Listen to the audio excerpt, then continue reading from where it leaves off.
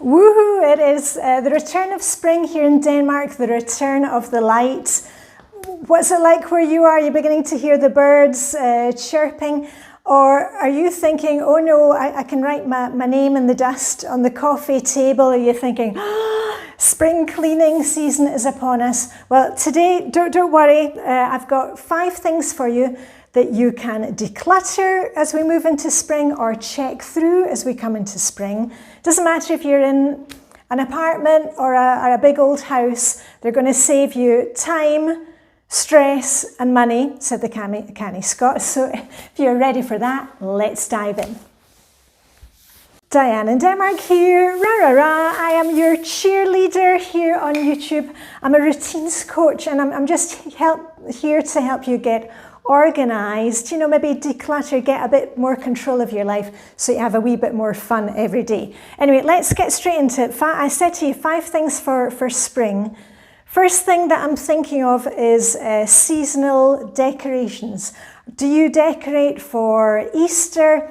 Here in Denmark, we have this thing that we call bringing the outside inside. So for us, we've got branches that we bring in from outside. You know, we hang eggs on them. If you've got a lot of Easter decorations, I want you to go through those right now. Look at them. Are there things... We have a lot of things from the family, things that my mother-in-law made when we got married at Easter.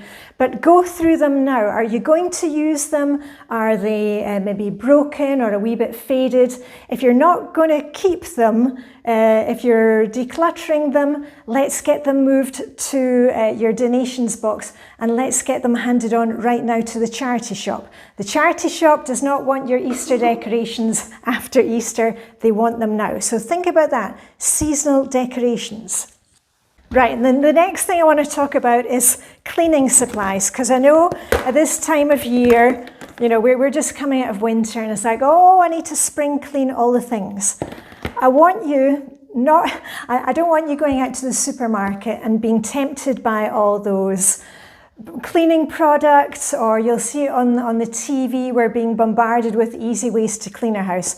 The best way to clean your house is to get up off your bahookie and just do it. It doesn't matter which product that you're using. So I want you to go through your cleaning supplies. And I keep mine in my wee cleaning caddy. And the thing that I do is I try not to buy single purpose sprays or cleaners, because if you're being consistent with your cleaning, you don't need the toxic things. You can clean in your ordinary clothes. You're not worried about, you know, pets or the kids. So, I use things that are good for the environment. They're effective, but I don't need a ton of cleaning products. So I want you to check through all the cleaning products that you have. And just a wee thing here, if you've been following me for a while, you'll know that hubby and I, we're selling our house, this big old house, after 25 years. And several months ago, I stopped buying cleaning supplies. I'm using everything that I've got. I'm not buying anything else. And I think sometimes when we actually have to look in the cupboard or your cleaning caddy, wherever it is, you'll be a wee bit shocked about how many you have. Go and look underneath the sink. Have you got tons of things underneath there? What we want is to be using these things and not buying more, which is going to end up as clutter. Right, moving quickly on to number 3. The weather is changing here in Denmark, and it's funny because, 2 weeks ago, I'm a winter bather, an ice swimmer, and we were dipping in slush ice, and, there's snow all around, and, dug the hole out of the ice. And fast forward to now, the sun is out, it's great weather, still a wee bit cold in the mornings and in the evenings. But this is the time to look through all your kind of winter accessories. Hats, coats, gloves, all of those things, maybe winter boots, because we don't want to be packing them away now if you're not going to be using them next season. Don't pack the clutter away. Check through those now. And again, if you're not going to be using them, maybe give them a quick wash and hand them on to the charity shop, because they're still looking for things that are kind of cold season. But if you're not going to be using them, let's get them out of there. And if you're inspired after you do your winter accessories declutter and want to do a bit more in your wardrobe, I made a wee video last week, especially for those of us who are, I mean, I'm almost 60, I'll be 60 next year, or if you're over 50, things to be very aware of what you've got in your wardrobe, what you need to be aware of, just a wee way to kind of wake up your wardrobe for the spring. And on to number 4, and I was chatting to some of my friends from International Ladies Club the other day, and we were saying, oh, we're suddenly, you know, wanting to get out in the garden. It's still kind of hard frost here, but it's just that thing, you know, we're beginning to think of, you know, maybe you're wanting to plant vegetables or repot things, put different things on your balcony. What we want to do right now, even if you can't really get gardening, is to check through again what you've got. Have you got pots out there on the balcony? The plants are dead. Let's get rid of those. What about your seeds? Have you got seeds that you've been hanging on to for a few years and they're probably not going to sprout? Gardening tools, have you got multiples of gardening tools? Let's get those passed on to somebody else who can use them. So even if we can't garden right now, we can be getting ready for it, you know, just getting excited about it.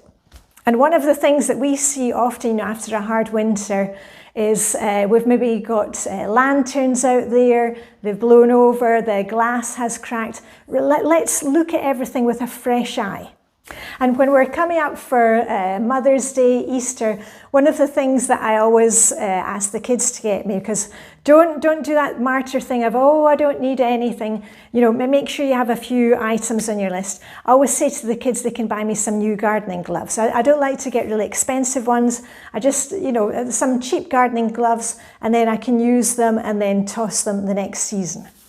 Right, and the last one, number 5, doesn't really apply to me, but I will be checking anyway. We've come through Christmas, we're through the other side. Hopefully you've taken down the Christmas tree and you've put away the Christmas decorations that were in the boxes. Have you got them out of the living room? Because somebody commented recently on one of my videos that I'd given them the nudge to actually put those boxes away. I want you to think about any of the kind of paper clutter that has been left over since Christmas and the New Year.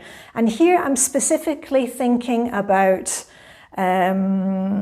greetings cards. I want you to really think about that. And I'm helping my friend A at the moment. She has had this kind of block about dealing with greetings cards, memorabilia, and you don't need to throw everything out, but you do need to contain things. And I said to her, you know, just make sure that you have one box instead of having these kind of papers all over the place, different drawers and hidden behind the sofa. With your, if you're the greetings card type, if you've got real difficulty letting go of those, make sure that you've put them in one place so that everything is going into one box and have a limit on it. Because when I went with A through, she was looking through things and they had been all over the house. She could see that, you know, for example, she had birthday cards from her dad, and the first one, oh yeah, I want to keep that, it's from my dad. But she could see that, you know, when we're on to card number 10 or 15, she thought, you know what, I don't need to keep every birthday card from my dad. And there wasn't even, you know, a fancy message in it. It was just, you know, to A, love, Dad. So she could see that, okay, she was just going to keep the nicest ones. So let's think about that. If you've got greetings cards, letters from pen pals when you were 10 or 12 years old. I was in that category. That's something that I went through. Let's start looking at those. Do it now. You know, we're coming into a fresh season. Give yourself a little fresh start. And, you know, it's fun to go down memory lane, but you don't need to hold on to everything. And if you've not got greetings cards, things like that, have you got receipts for gifts that you bought at Christmas? Do you need to hold on to them? Is there a guarantee, or can they leave the building now? And one other thing that I mentioned, that hubby and I were moving from this big old house on 3 floors. And something I mentioned earlier is that we are eating our way through. We've got a freezer down in the basement. It was an extra freezer. And we had an extra fridge that died at Christmas. So that was an easy thing. The fridge has gone. But the freezer, we're eating our way through that. So I haven't bought any meat or frozen fruit and vegetables for months. So we're working our way through that. You know, give me your ideas. Are there things that you need to work through coming to spring, or maybe if you're moving to a different season, if you're in the southern hemisphere?